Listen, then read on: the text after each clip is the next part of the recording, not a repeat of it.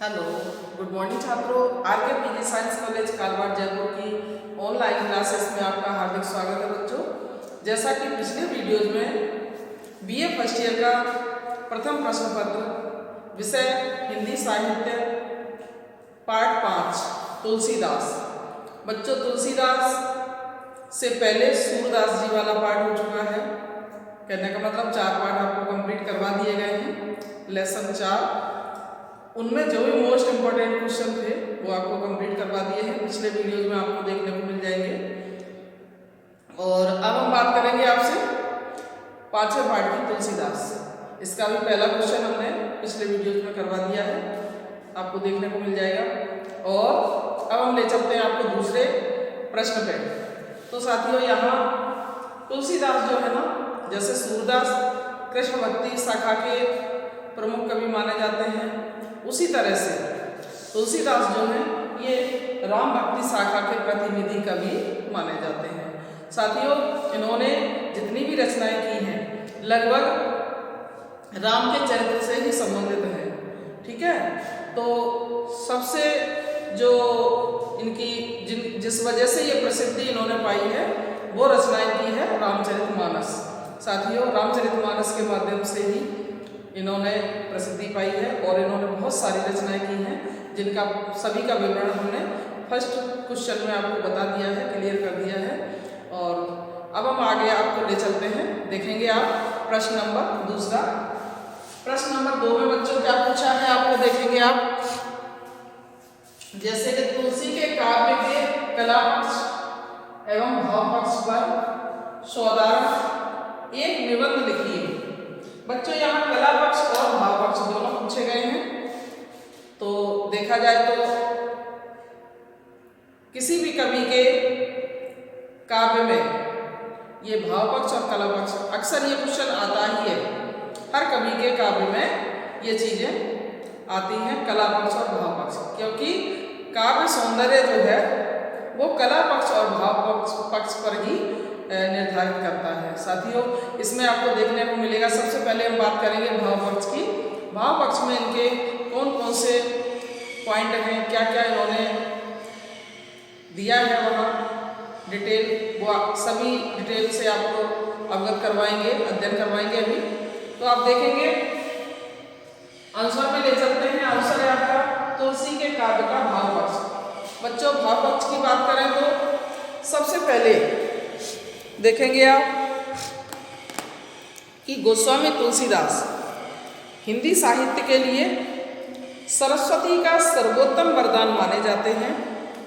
भारतीय जनमानस पर जितना अधिक प्रभाव उनकी रचनाओं का है, उतना अधिक प्रभाव अन्य किसी कवि की रचनाओं का नहीं है।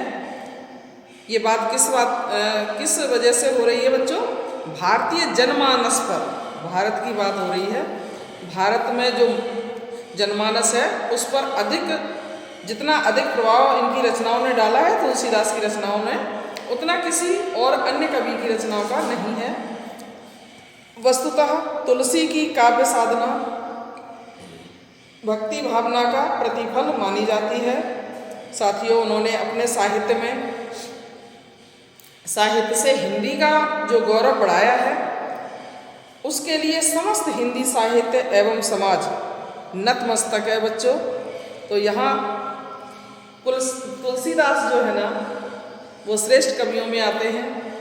और अब हम बात करेंगे आपसे तुलसी के काव्य का भाव पक्ष। तो साथियों, तुलसी के काव्य का जो भाव पक्ष है उसमें तुलसी के काव्य का जो मूल प्रतिपाद्य लोक मंगल की भावना है। उनके काव्य का भाव पक्ष निम्न शीर्षकों के माध्यम से बताया जाएगा आपको। तो बच्चों, पहला पॉइंट है इनका, देखेंगे आप कि निम्न शीर्षक कौन कौन से हैं, अध्ययन करेंगे। यहाँ निम्न शीर्षक बच्चों, पॉइंट नंबर 1, राम कथा का सरस काव्यात्मक वर्णन, पहला पॉइंट।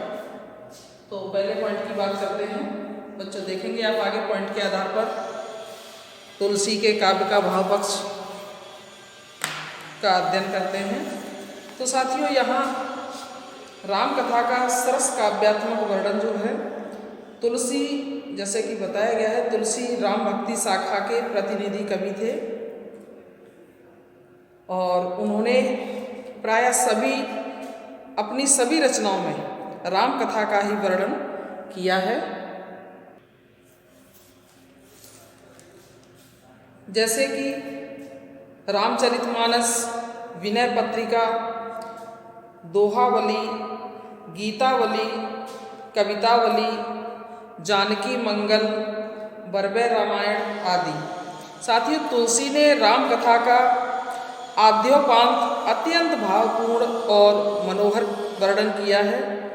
विषय विस्तार की दृष्टि से तुलसी ने राम कथा के माध्यम से जीवन के प्रत्येक पक्ष और सामाजिक जीवन के प्रत्येक पहलू का सरस चित्रण किया है। बच्चों, उनके कृतित्व में सामाजिक चेतना और लोक मंगल की सुंदर अभिव्यक्ति हुई है। तो यहाँ बच्चों ये जो पॉइंट है आपका पहला पॉइंट, ये कंप्लीट होता है। अब हम बात करेंगे आपसे दूसरे पॉइंट की। दूसरा पॉइंट है आपका ज्ञान, भक्ति और कर्म का समन्वय।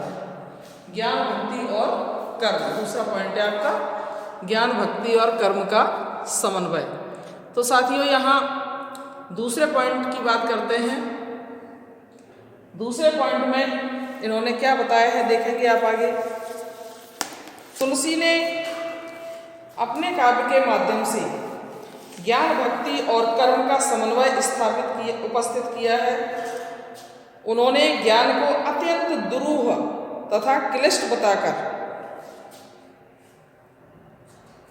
लोकहित के लिए भक्ति मार्ग का प्रतिपादन किया है, लेकिन साथ ही उन्होंने ज्ञान और भक्ति में कोई अंतर नहीं माना है। ज्ञान और भक्ति में उन्होंने कोई अंतर नहीं किया। जैसे कि सूर की गोपियों ने जो किया था, आपने सूरदास को पढ़ा होगा। सूरदास की जो गोपियां थी, उन्होंने ज्ञान और भक्ति में क्या अंतर किया था, सबको पता है। यह जो ज्ञान योग लेकर आए हो, यह व्याधि के रूप में है, ऐसा बताया था सूर की गोपियों ने, एक बीमारी के रूप में है। यह तो सूर उन्हें ले सौंपो जिनके मन चक्री, क्या कहा था गोपियों ने कि ये जो ज्ञान योग है ना, ये ऐसी युक्तियों को सौंप दो जिनके मन चक्री होते हैं। हमारा मन तो कृष्ण ले गए हैं, क्योंकि गोपियां भक्ति भाव में सराबोर थी, भक्ति भाव में विभोर थी, तो उन्होंने ज्ञान को कुछ भी नहीं समझा। जो ज्ञान योगी उद्धव वहां आए थे ज्ञान की बरसात करने, वो चुपचाप अपना मुंह लेके चले गए थे वापस, क्योंकि उन्हें जवाब नहीं आया था गोपियों के प्रश्नों का। क्योंकि गोपियों ने ऐसे ऐसे प्रश्न कटाक्ष पूर्ण किए थे, निर्गुण कौन देश को वासी, निर्गुण ब्रह्म के लिए। तो साथियों, वहां जो था सूरदास वाले में, उसमें तो सीधा सीधा ज्ञान और भक्ति में अंतर बताया गया है, और यहाँ तुलसीदास ने ज्ञान और भक्ति दोनों में ही कोई अंतर नहीं समझा है। ठीक है, तो यहाँ इसी बात की चर्चा करते हैं, आगे देखेंगे। जैसे कि लेकिन साथ ही उन्होंने ज्ञान और भक्ति में कोई अंतर नहीं माना है। रामचरितमानस के उत्तरकांड में उन्होंने लिखा है, क्या लिखा है? रामचरितमानस के उत्तरकांड में उन्होंने लिखा है, ज्ञान ही भक्त ही नहीं कछु भेदा। ज्ञान ही ज्ञान में, भक्त ही भक्ति में, नहीं कछु भेदा। ज्ञान और भक्ति में कोई भी भेद नहीं है, ऐसा उन्होंने लिखा है। किसमें? रामचरितमानस के उत्तरकांड में। तो साथियों, तुलसीदास जो है, इन्होंने ज्ञान, भक्ति और कर्म का जो समन्वय, जो समानता बताई है, इसीलिए यहाँ पर कोई अंतर नहीं बताया है। अब हम बात करेंगे तीसरे पॉइंट की। तीसरा पॉइंट है आपका आर्य मर्यादाओं की स्थापना। बच्चों, तीसरे पॉइंट पर चर्चा करते हैं आर्य मर्यादाओं की स्थापना। तो ये आर्य मर्यादाएं क्या थी, देखेंगे आप आगे। साथियों, तुलसी भारतीय संस्कृति के प्रवक्ता एवं उन्नायक कवि माने जाते हैं। उन्होंने राम कथा के विभिन्न प्रसंगों के माध्यम से आर्य मर्यादाओं एवं आदर्शों की स्थापना की है। साथियों, रामचरितमानस में राजा प्रजा, पिता पुत्र, पति पत्नी, भाई बहन, स्वामी सेवक, गुरु शिष्य आदि के उदात्त पारस्परिक संबंध तथा इनके मध्य रहने वाली मर्यादा का तुलसी ने प्रभावोत्पादक वर्णन किया है। बच्चों, विनय पत्रिका में उन्होंने दास्य भाव की भक्ति भावना व्यक्त कर सेवक की मर्यादा की अपूर्व व्यंजना की है। जैसे कि आपको बता दें एक छोटा सा उदाहरण जो अपने आप में बहुत ही महत्वपूर्ण है। यहाँ उन्होंने कहा है, जाके प्रिय न राम वैदेही तजिए ताहि कोटि बैरी सम यद्यपि परम स्नेही। सीधा सीधा उन्होंने कटाक्ष किया है किस बात का, क्या बताया है, जाके प्रिय न राम वैदेही, वैदेही सीता को कहा गया है। जिस किसी मनुष्य के प्रिय राम और सीता यानी वैदेही नहीं है, जिसके प्रिय राम और सीता नहीं है, उन मनुष्यों के लिए क्या कहा उन्होंने, तजिए ताय कोट बैरिसम।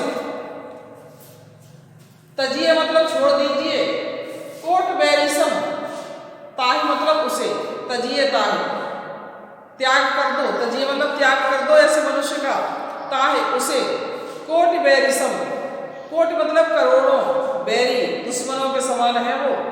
जो व्यक्ति राम और सीता का प्रिय नहीं है, वो व्यक्ति कोई भी हो, वो करोड़ों बैरियों के समान है, उसको उसका त्याग कर दो।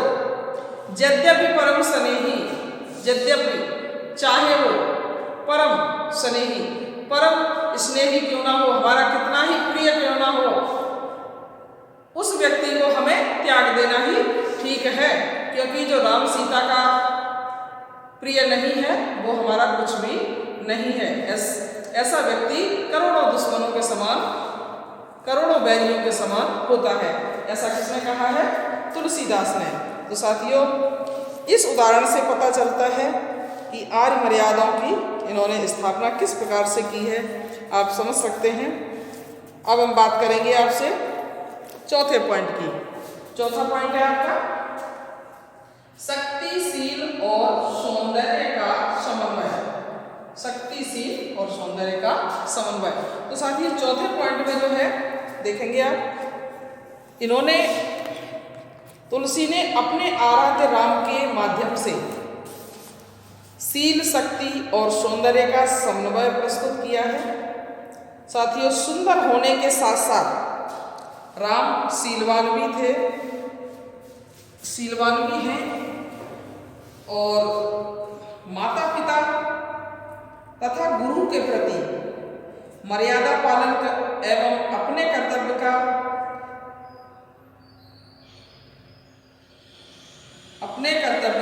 जहाँ वे पूर्ण निर्वाह करते हैं, वहीं पे अपने अनुजों के प्रति, अनुज कहते हैं छोटों को, छोटे जो भाई बहन होते हैं उनको, वहीं वे अपने अनुजों के प्रति स्नेहशील बने रहते हैं। साथियों, साथ ही में सच्चे हित चिंतक, उदार मित्र एवं प्रजावत्सल भी हैं। तुलसी ने उनमें अपरिमित शक्ति का निवास भी बताया है, किसमें, श्री राम में। और दुष्ट राक्षसों का संहार करना उनकी इस विशेषता का प्रमाण है। किस विशेषता का, शक्ति की, अपरिमित जो शक्ति है भगवान राम के अंदर, उसकी यही विशेषता है कि उन्होंने दुष्ट राक्षसों का संहार किया था। यह उनका प्रमाण है शक्ति का। तो साथियों, आप समझ गए होंगे कि शक्तिशील और सौंदर्य का समन्वय किस प्रकार तुलसीदास जी ने बताया है। अब हम चलते हैं पांचवें पॉइंट की बात करते हैं, लोक संग्रह की भावना। इनके अंदर जो लोक संग्रह की भावना थी बच्चों, वो किस प्रकार थी देखेंगे आप। इन्होंने जो है तुलसी के काव्य में लोक संग्रह की भावना का सशक्त चित्रण हुआ है। उन्होंने तत्कालीन सामाजिक परिस्थितियों को देखते हुए जीवन के बिखरे हुए सूत्रों में समन्वय स्थापित कर एकता स्थापित करने का प्रयास किया है। उन्होंने राम को लोक रक्षक एवं लोक मंगलकारी रूप में चित्रित कर राम राज्य की आदर्श कल्पना प्रस्तुत की है। साथियों, और जन कल्याण की भावना को सर्वोपरि रखकर सामाजिक जीवन के सर्वांगीण विकास का प्रतिपादन किया है। इन सभी पॉइंटों से स्पष्ट हो जाता है बच्चों कि इस तरह तुलसी के काव्य का भाव पक्ष अत्यंत प्रशस्य, सशक्त एवं भावानुकूल है। उसमें विषय विस्तार के साथ तत्कालीन समाज का चित्रण भी मिलता है। तो ये बात हुई हमारे तुलसी के भाव पक्ष की, और अब हम ले चलते हैं आपको तुलसी के काव्य का कला पक्ष। तो कला पक्ष की बात करते हैं बच्चों। तुलसी के काव्य का जो कला पक्ष है उसमें पहला पॉइंट है भाषा शैली। साथियों, यहाँ भाषा शैली की बात करते हैं। देखेंगे आप आगे भाषा शैली में क्या बताया है तुलसी ने। तो भाषा शैली की दृष्टि से आप समझेंगे इसको, जैसे कि तुलसी के काव्य का जो कला पक्ष अत्यंत समृद्ध एवं प्रभावशाली है। उनके काव्य की कला पक्ष की निम्न विशेषताएं इस प्रकार हैं, जैसे कि भाषा शैली पहला पॉइंट है आपका। बच्चों, तुलसी का संस्कृत, ब्रज, अवधी आदि भाषाओं पर पूर्ण अधिकार था। उन्होंने ब्रज और अवधी दोनों भाषाओं में काव्य रचना की है तथा मंगलाचरण व वंदना, मंगलाचरण संबंधी जो उनके पंक्तियां हैं वो, और वंदना जो प्रार्थना करते हैं उसकी पंक्तियां, मंगलाचरण व वंदना आदि के लिए संस्कृत भाषा का भी प्रयोग किया है। तो बच्चों, अवधी को उन्होंने साहित्यिक भाषा के रूप में पर्याप्त संवारा है। उनकी भाषा में माधुर्य, सरलता, सहजता एवं भाव प्रवणता का स्वाभाविक समावेश हुआ है। साथियों, तत्सम, तद्भव तथा देशज शब्दों के साथ तुलसी ने सूक्तियों, लोकोक्तियों और मुहावरों का सुंदर प्रयोग किया है बच्चों, जिससे भाषा भावपूर्ण एवं प्रवाहमय बनी है।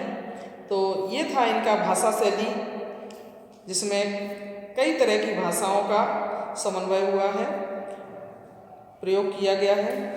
तो अब हम बात करते हैं दूसरे पॉइंट की। दूसरा पॉइंट है आपका, देखेंगे अलंकार योजना। अलंकार योजना में बच्चों इन्होंने अलंकारों का इनके काव्य में सहज ही प्रयोग हो गया है। इन्होंने कोई चला के प्रयोग नहीं किया है। इनके कई प्रकार के अलंकार, उपमा, उत्प्रेक्षा और उदाहरण अलंकार, कई प्रकार के अलंकार आए हैं इनके काव्य में। तो आप देखेंगे, आगे चर्चा करते हैं अलंकारों की। बच्चों, अलंकारों की दृष्टि से देखें तो तुलसी के काव्य में भावों के प्रवाह के साथ जो मधुर एवं ललित वाक्य योजना दिखाई देती है, उसमें अलंकारों का स्वाभाविक प्रयोग हुआ है, जैसे कि उपमा, उत्प्रेक्षा, रूपक और उदाहरण अलंकार के तो वे सम्राट कहे जाते हैं। साथियों, शब्दों की आवृत्ति एवं नाद योजना के कारण अनुप्रास अलंकार के प्रयोग में तुलसी अत्यंत कुशल दिखाई देते हैं। उन्होंने यहाँ अनुप्रास अलंकार की दो पंक्तियाँ दी हैं, आप देखेंगे, उन पंक्तियों को समझेंगे। बच्चों, क्या दो लाइनें हैं? सहज सुवाय सुभग तन गोरे, राम लखन नाम लखन लघु देवर मोरे।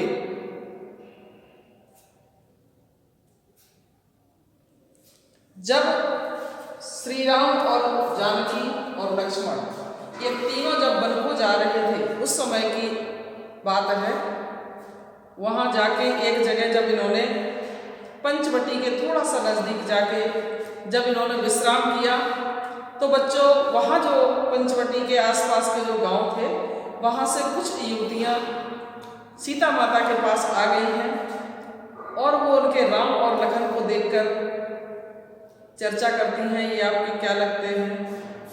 तो राम का तो पहले की स्त्रियां अपने पतियों का नाम नहीं लेती थी, लेकिन आजकल तो लेती हैं। तो बच्चों, सीता जी ने राम का नाम नहीं लिया, तिरछी आंखों से देख करके ही बता दिया कि ये मेरे वो है, वो मतलब मेरे पति हैं। तो स्त्रियों ने कहा और ये दूसरे,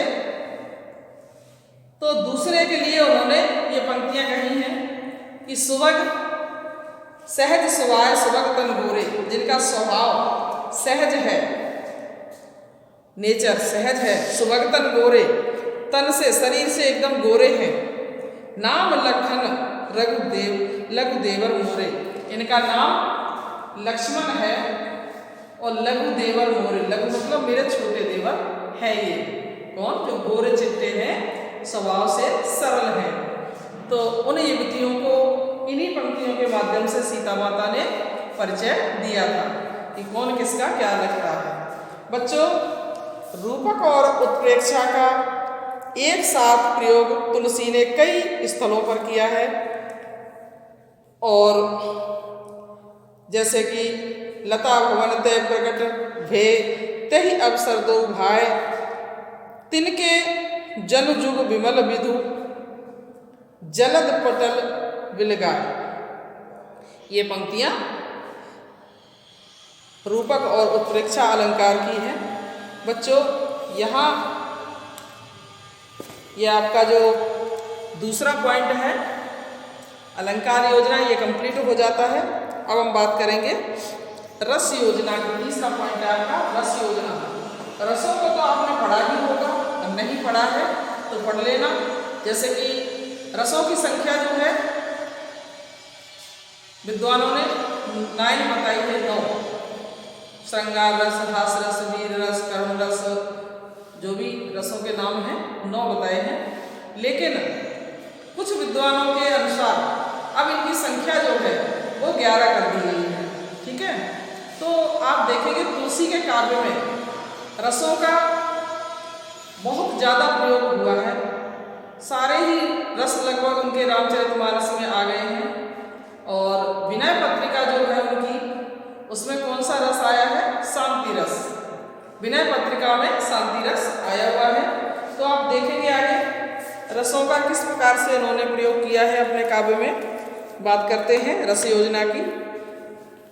बच्चों, तुलसी का काव्य भक्ति का काव्य है, अतः उनके काव्य में शांत रस का पूर्ण परिपाक दिखाई देता है। फिर भी तुलसी के काव्य में अन्य सभी रसों की सफल योजना मिलती है। उन्होंने श्रृंगार, वीर, भयानक, बीभत्स, करुण आदि सभी रसों का समावेश किया है। बच्चों, उनके अकेले रामचरितमानस में सभी रसों का सुंदर समावेश मिल जाता है। विनय पत्रिका में, जैसा कि मैंने अभी बता दिया आपको, विनय पत्रिका में शांत रस का अनुपम ग्रंथ, विनय पत्रिका को जो है ना शांत रस का अनुपम ग्रंथ बताया गया है। तो ये था इनका रस योजना। अब हम बात करेंगे पॉइंट नंबर 4 की। पॉइंट नंबर 4 है इनका छंद विधान। छंदों का प्रयोग किस प्रकार हुआ है तुलसीदास जी के काव्य में, देखेंगे आप छंद विधान में। साथियों, छंद विधान में तुलसी के काव्य में सभी छंदों का सफल प्रयोग मिलता है। उन्होंने रामचरितमानस में दोहा चौपाई, जो कि हमने आपको फर्स्ट क्वेश्चन में ये चीज़ें क्लियर करवा दी हैं, आप देख सकते हैं। रामचरितमानस में दोहा चौपाई, विनय पत्रिका में पद, कवितावली में सवैया, दोहावली में दोहा, बरवे रामायण में बरवा तथा राम ललनछू में सोहर छंद का प्रयोग किया गया है। ये सभी छंद हैं, छंदों के नाम हैं। बच्चों, इनके अतिरिक्त तुलसी ने कवित्त, छप्पय, सौरठा आदि प्रचलित शैलियों का भी प्रयोग किया है।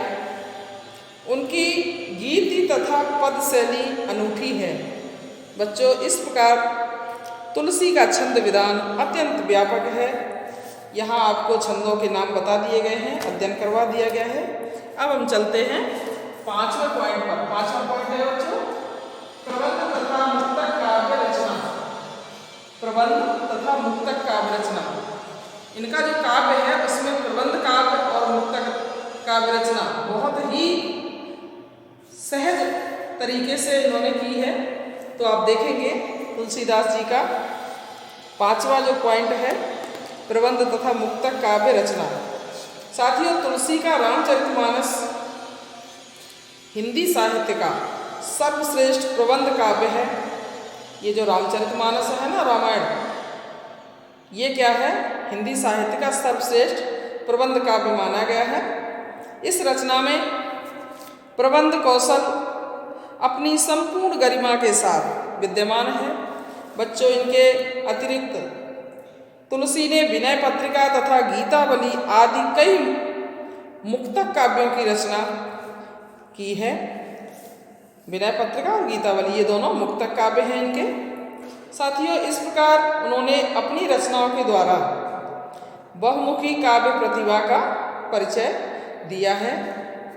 ये था इनका प्रबंध तथा मुक्तक काव्य रचना। जैसे कि रामचरितमानस को प्रबंध सर्वश्रेष्ठ प्रबंध काव्य माना गया है हिंदी साहित्य का, और मुक्तक काव्यों की श्रेणी में विनय पत्रिका और गीतावली आती है। ठीक है बच्चों, अब हम बात करेंगे निष्कर्ष की। निष्कर्ष में ले चलते हैं बच्चों, निष्कर्ष देखेंगे आप। निष्कर्ष की बात करते हैं तो निष्कर्ष में संक्षेप में कह सकते हैं कि तुलसी ने अपने काव्य में भारतीय संस्कृति के उज्जवल पक्ष का चित्रण किया है। उनके काव्य का भाव पक्ष जितना समृद्ध है, कला पक्ष भी उतना ही प्रशस्त है। साथियों, उनकी उक्त विशेषताओं को लक्ष्य कर यह सूक्ति प्रचलित है। कौन सी सूक्ति देखेंगे आप?